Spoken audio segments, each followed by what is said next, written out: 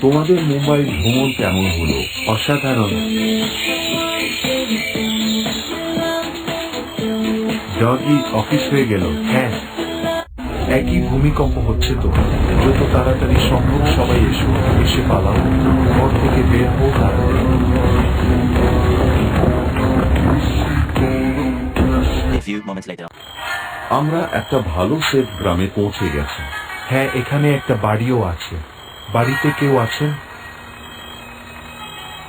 হ্যাঁ, বলুন আপনারা বাড়ি কিনবেন? বাড়ির দাম 5,000 টাকা। এই যে নিন মশাই, আর বাড়িটা দিয়ে দিন। ধন্যবাদ আমার বাড়িটা কেনার জন্য। চলো ঘরটার মধ্যে যাই।